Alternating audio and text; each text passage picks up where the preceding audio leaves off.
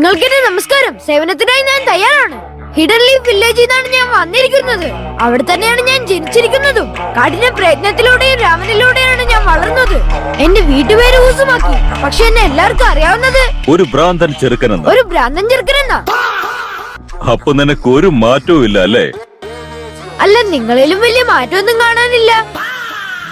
അങ്ങേർക്ക് ഇങ്ങനെ ഷിനോബികളുടെ മുമ്പിൽ ഇതുപോലെ തലയും കുറിച്ച് നിൽക്കേണ്ട കാര്യമൊന്നുമില്ല. അങ്ങനെ കുനിയാതിരിക്കേ ചെയ്യട്ടെ. പക്ഷെ നിന്നെ പോലൊരുത്തിന്റെ സുരക്ഷ ഏർപ്പാടാക്കാൻ എന്തായാലും എന്നെ കിട്ടില്ല. അങ്ങനെ ആവട്ടെ. അങ്ങനെ ഒരു സുരക്ഷ വേണമെങ്കിൽ തന്നെ എന്റെ മുട്ടോളം നീളമുള്ള കുള്ളന്മാരെ കൊണ്ടായിരിക്കില്ല ഞാൻ അതൊക്കെ ചെയ്യിപ്പിക്കുന്നത്. ഞാനൊരു നിഞ്ചയാണ്. അത് മാത്രമല്ല, ഒരിക്കൽ ഞാനൊരു ഹൊക്കാഗെയാണ്. ഹൊക്കാഗെ വലിയ കാര്യമായി പോയി. ഞാൻ എന്തിനെ കുറിച്ചാ പറയുന്നതെന്ന് എനിക്ക് അറിയാലോ. കക്കാശി സെൻസയുടെ ശരിക്കുള്ള മുഖം. എന്താ നിന്റെ പ്രശ്നം? അതോർത്ത് വിഷമിക്കണ്ട. ഒന്നല്ലെങ്കിൽ മറ്റൊരു രീതിയിൽ നമ്മളത് കാണും. എങ്ങനെയാണാടാ പൊട്ട ഞാൻ നിന്നോട് ചോദിച്ചത്? അതെ, ഒളിച്ചിരിക്കാൻ അറിയാമെന്നുണ്ടെങ്കിൽ എത്ര പേരുണ്ടെന്നുള്ളത് കാര്യമല്ല. നീ നിന്റെ ജുത്സു എല്ലാം മറന്നുപോയെന്നാണോ പറയുന്നത് സാക്കുറ? മറന്നു പോകുന്നത് നീയാണ്. അതൊക്കെ വീടെ തന്നെ ഇനിയും ദൂരം പോണം. അവിടെയുള്ള എല്ലാവരും നമ്മളെ കാത്തിരിക്കുക. ഇതവൻ പറയുന്നത് സമ്മതിച്ചേ പറ്റൂ. നമ്മളിപ്പോ തിരികെ എത്താൻ നോക്കണ്ടേ? വില്ലേജിൽ എന്തെങ്കിലും പ്രശ്നം ഉണ്ടാകാൻ സാധ്യതയുണ്ട്. ഇവിടെ സുന്ദരികളായ സ്ത്രീകളും ഉണ്ട്. മാത്രമല്ല ഒരുമിച്ച് കുളിക്കാനും സമ്മതിക്കും. എടാ മണ്ട, ഒരു 2 മിനിറ്റ് നീ നിന്നിരുന്നെങ്കിൽ നമ്മൾ ഈ പ്രശ്നത്തിൽ പെടില്ലായിരുന്നു. നീ എന്താ പറഞ്ഞേ? അതെ, നിർത്തത്. നോക്ക്, എനിക്ക് നിന്റെ സഹായം ഒന്നും വേണ്ട കേട്ടോ. നിനക്ക് ആവശ്യമില്ല. എടാ മത്തങ്ങത്തലയാ. എന്റെ മനസ്സ് പറയുന്നത് നടുക്കത്തെ വാതിലാണെന്നാ. വേണ്ട, നിൽക്കൂ. എന്താ വേണ്ടത്? ഇത്തരം സാഹചര്യങ്ങളിൽ വളരെയധികം സൂക്ഷിക്കേണ്ടതുണ്ട്.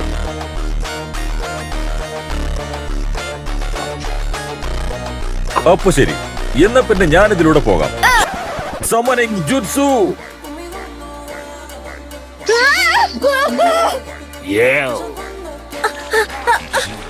അത് സംസാരിക്കുന്ന തവളയാണല്ലോ. പ്രവേശന കവാടം കണ്ടോ? നീ അവിടെ നിന്ന് പോയി നോക്കിട്ട് വാ. അതിനെന്താ പ്രശ്നം? അത് വളരെ നിസാരമായ ഒരു കാര്യമല്ലേ. അത് ഞാൻ ഇപ്പൊ പോയി പുറത്ത് നിൽക്ക്.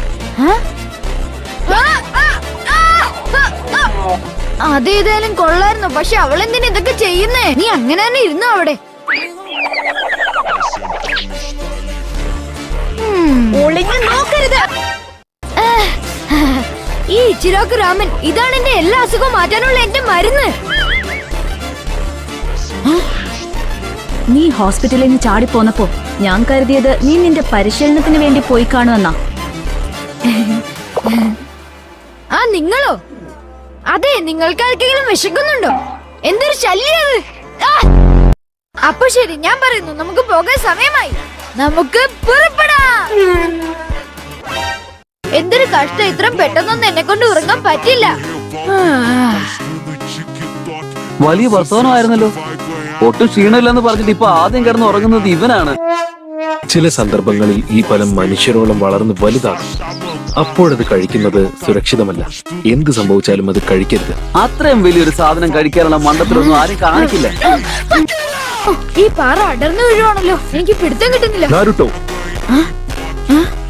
നിന്റെ ലീഡർ എന്ന നിലയ്ക്ക് ഞാൻ മുന്നറിയിപ്പ് തരിക. ഇങ്ങനെ ഒരു സമയത്ത് എന്തോന്നത്? വീഴാതെ നോക്ക്. ഇതിലിപ്പോ ഞാൻ എന്ത് ചെയ്യാനാ? ഇത് ആർക്ക് വേണമെങ്കിലും ചെയ്യാനൊരു മെഷീനല്ലേ. നീ ആരാന്നാ നീ വിചാരിച്ചിരിക്കുന്നേ? എന്താ ഗ്രാൻഡ്മ, എനിക്ക് ചെയ്യാൻ ഇപ്പൊ തന്നെ ധാരാളം ഉണ്ട്. പരിശീലിക്കണം. അതിനോടൊപ്പം സാസ്കെ. നീ എന്താ വിചാരിച്ച് നീ ഇവിടെ എന്ത് ചെയ്യണമെന്ന് നീ തന്നെ തീരുമാനിക്കാമെന്നോ? നീയാണ് ടീം ലീഡർ. മെരുകാത്തവരെ മെരുക്കാൻ ശ്രമിക്കുന്നത് നിനക്കൊരു നല്ല പരിശീലനമായിരിക്കും. എനിക്കത് താല്പര്യമില്ല. എന്റെ ആവശ്യമുണ്ടെങ്കിൽ ഞാൻ പരിശീലനത്തിനുണ്ടാവും. കള്ളക്കിളവി.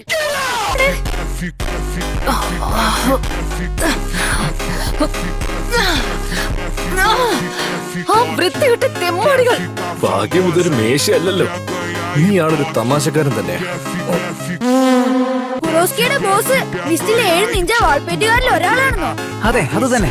ഗായ് സെൻസെ എന്നോട് പറഞ്ഞതാ. അദ്ദേഹം പറയുന്നെങ്കിൽ അത് സത്യമാണെന്ന് അറിയാലോ. അപ്പൊ ഈ വാൾപ്പേറ്റുകാര് ശരിക്കും ആരാ? ഞാൻ ദാ എത്തി. അപ്പൊ നമ്മൾ എല്ലാവരും ഇവിടെ ഉണ്ട്. നമുക്ക് യാത്ര തുടങ്ങാം കൂട്ടുകാരെ.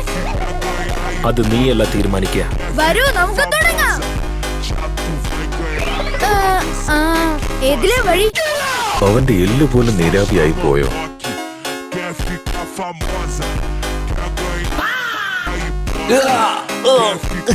നീയും സഹായിക്ക്. വേഗം പോയി നെജിനെ കണ്ടുപിടിക്കേ. ശരി അമ്മേ. എന്നാ പിന്നെ നീ ഇപ്പൊ ലിയുടെ വായ തുറന്ന് പിടിക്കണം കേട്ടോ.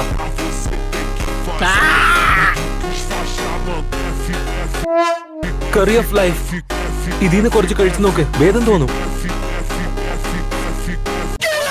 ആ കോമാളികളെ കൊണ്ട് വലിയ പ്രശ്നം ഉണ്ടാവും തോന്നുന്നില്ല. പക്ഷേ റിപ്പോർട്ട് ചെയ്യുന്നത് നല്ലതാണെന്ന് തോന്നി.